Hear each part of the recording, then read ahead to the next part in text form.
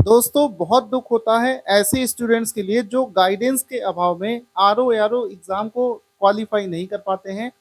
और ऐसे बच्चे जो मेहनत करने को तैयार हैं, जो किसी भी हद तक जाने को तैयार हैं, वो पढ़ना चाहते हैं, लेकिन उनको जब पता ही नहीं चल पा रहा है कि आरओ एआरओ एग्जाम को निकालने का राइट वे क्या है।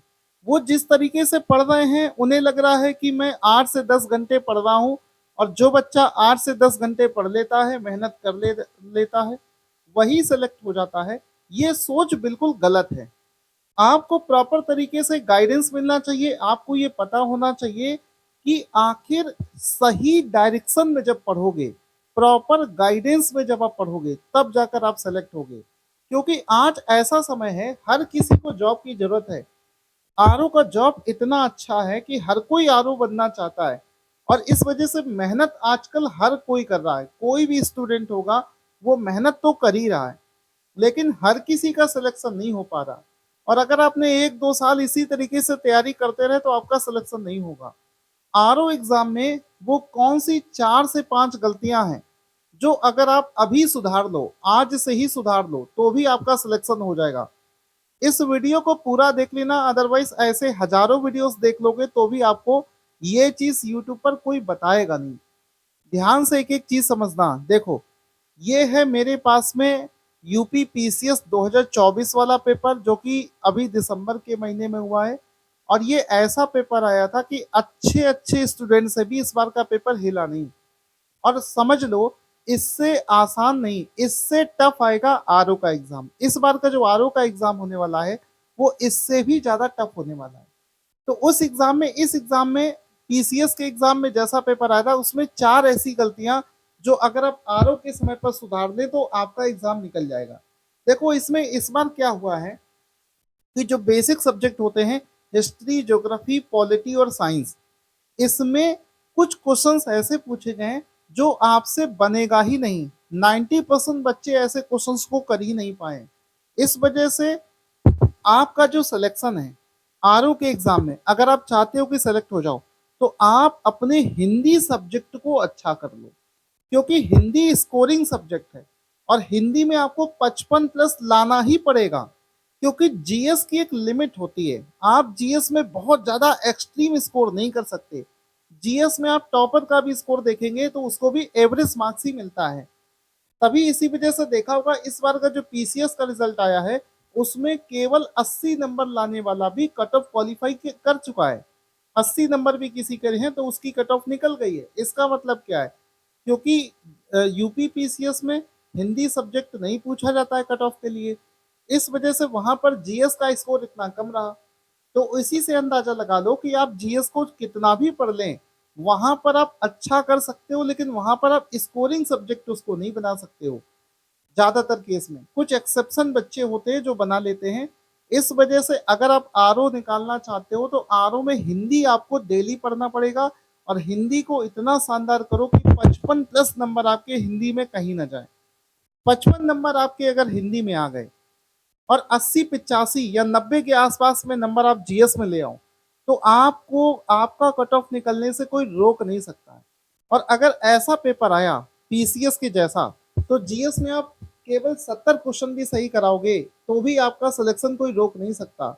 140 में से 70 यहाँ पर, और हिंदी में 55+। अगर ऐसा पेपर आया, और उम्मीद है कि इससे टफ पेपर आएगा, तो पहली चीज आपको ध्यान देनी है कि हिंदी आपको डेली पढ़ना है, आधे से 1 घंटे डेली पढ़ना है। स्कोरिंग सब्जेक्ट है, उसको पढ़कर आपका 55+ हिंदी में हो गए। अब रही बात जीएस में, तो जीएस में क्या करना कि केवल 4 सब्जेक्टों पर मत डिपेंडेंट रहो, हिस्ट्री, ज्योग्राफी, पॉलिटी, साइंस। क्योंकि इन सब्जेक्टों में भी आपको धोखा मिलेगा। इन सब्जेक्टों के 50% क्वेश्चन तो आपको आसानी से मिल जाएंगे, कर लोगे, लेकिन इन्हीं सब्जेक्टों के कुछ ऐसे क्वेश्चन हैं जो आपसे हिलेंगे नहीं। तो इसके लिए क्या करना है, जिन सब्जेक्टों को अभी तक इग्नोर कर रहे थे, एनवायरमेंट, इकोलॉजी, आपका हो गया इकोनॉमी, ये जो सब्जेक्ट हैं, पॉलिटी, ये जो सब्जेक्ट है जिनको आप पढ़कर नहीं जाते थे, अगर इन सब्जेक्टों को भी अच्छे से पढ़ लोगे तो इन सब्जेक्टों के जो सिंपल वाले क्वेश्चन है, मीडियम लेवल वाले क्वेश्चन है, वो तो आप कर लो, कम से कम वो तो करके आओगे। जो मेजर सब्जेक्टों के क्वेश्चन प्लस इन सब्जेक्टों के क्वेश्चन, ये दोनों मिलाकर आपकी कट ऑफ को बढ़ा देंगे, मतलब आपके मार्क्स को, स्कोर को बढ़ा देंगे। ठीक है, दो दो चीज हो गई। तीसरी चीज समझो, करंट अफेयर्स का रेशियो चूंकि बढ़ता ही जा रहा है और पिछले 5 सालों से लगातार हम वीडियो बनाकर दिखा रहे हैं कि करंट अफेयर्स में जितना हम करवा रहे हैं उससे बाहर आपको करने की जरूरत है ही नहीं।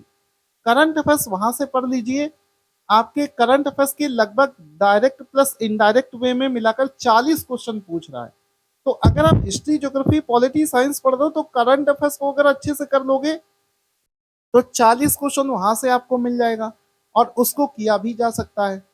ठीक है, दो चीजें हो गई। तीसरी चीज ध्यान दो कि आपने ऑनलाइन किसी का भी बैच ले रखा हो, अगर आपका बैच केवल थ्योरी करवाता है, क्वेश्चंस नहीं है उस बैच में, तो बेकार है वो बैच।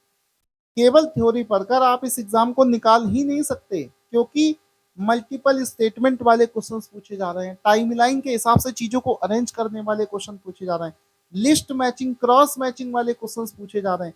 तो ये सब क्वेश्चंस करने के लिए आपको प्रैक्टिस करना पड़ेगा। इस वजह से किसी का भी बैच ले रखा हो, आप ज्यादा से ज्यादा प्रैक्टिस करिए। जैसा हमने अपने बैच में पढ़ा रखा है, स्टैंडर्ड किताबों के क्वेश्चंस लगाने पड़ेंगे। केवल घटना चक्र और ल्यूसेंट पढ़कर अब इस एग्जाम को नहीं निकाला जा सकता। आपको स्टैंडर्ड बुक के क्वेश्चंस करने पड़ेंगे। जैसे कि हमने अपने बैच में एनसीईआरटी जैसे किताबों से क्वेश्चन निकाल निकाल कर बना बनाकर करवाए हैं, वो सब करने पड़ेंगे, तब जाकर सिलेक्शन होगा। चौथी बात क्या है, ये तीन चीजें हो गई। चौथी चीज है कि लेटेस्ट पैटर्न, मतलब यूपी पीसीएस 2024 वाले पेपर का प्रिंट आउट निकलवाइए। इस प्रिंट आउट को अपने पास में रखिए और इसमें ये देखो कि पेपर में किस टाइप के क्वेश्चंस पूछे जा रहे हैं। आते हुए क्वेश्चन गलत हो जाते हैं, क्योंकि आजकल जो पैटर्न चल रहा है, क्या चल रहा है, कथन और कारण वाले क्वेश्चन कैसे करे जाते हैं, वो उसकी प्रैक्टिस होनी चाहिए। मतलब जो क्वेश्चंस की प्रैक्टिस है वो लेटेस्ट पैटर्न पर करना होगा, पुराने पैटर्न के हिसाब से पढ़कर आप सिलेक्शन अब नहीं ले सकते।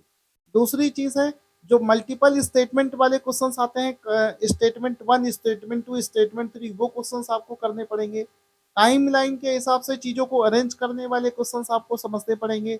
इसके बाद में जो क्रॉस मैचिंग वाले क्वेश्चंस आते हैं, तो ये अलग अलग फॉर्मेट के जो क्वेश्चंस आजकल पूछे जाने लगे हैं, उनको इंक्लूड करना पड़ेगा, तब जाकर आप मानो कि आपका सिलेक्शन हो सकता है। अदरवाइज आप पुराने तरीके से पढ़कर सिलेक्शन नहीं ले सकते हैं।